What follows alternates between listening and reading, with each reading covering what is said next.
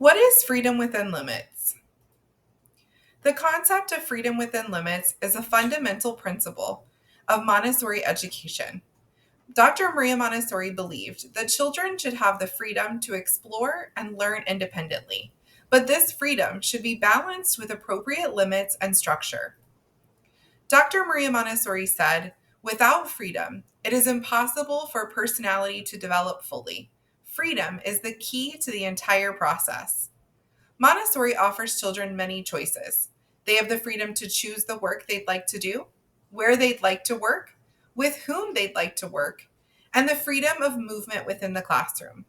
They also have the freedom to take a break when they'd like, or the freedom to choose to repeat activities over and over again.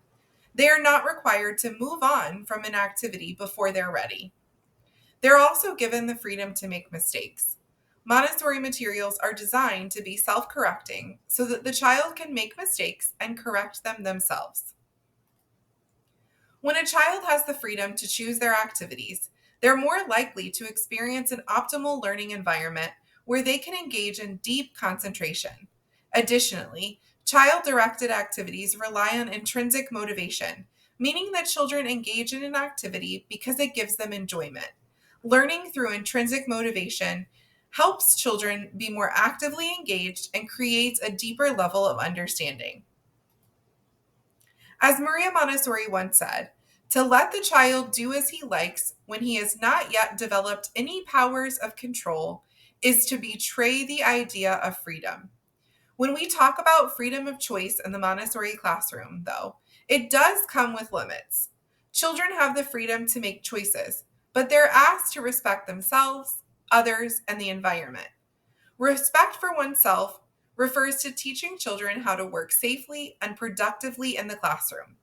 Furthermore, respect for others incorporates social skills and good behavior. Children can choose to work independently or in partners or small groups. However, they must be invited to work with other children and must not interfere with another child's work.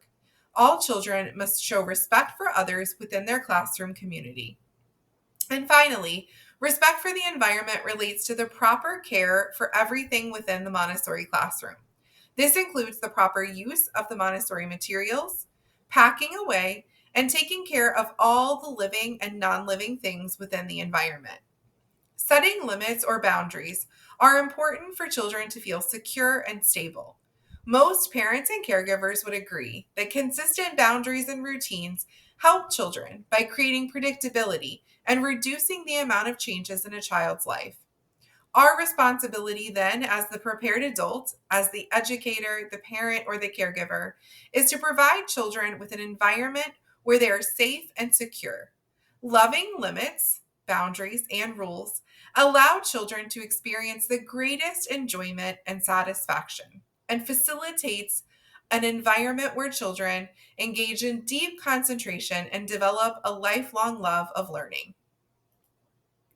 Some examples of limits in a Montessori classroom include the prepared environment itself, the teaching of grace and courtesy lessons, teachers redirecting disruptive, disrespectful, or dangerous behavior, teachers offering students 2 to 3 appropriate choices when children need help making a responsible decision, and the modeling of expected behaviors and the appropriate use of classroom materials.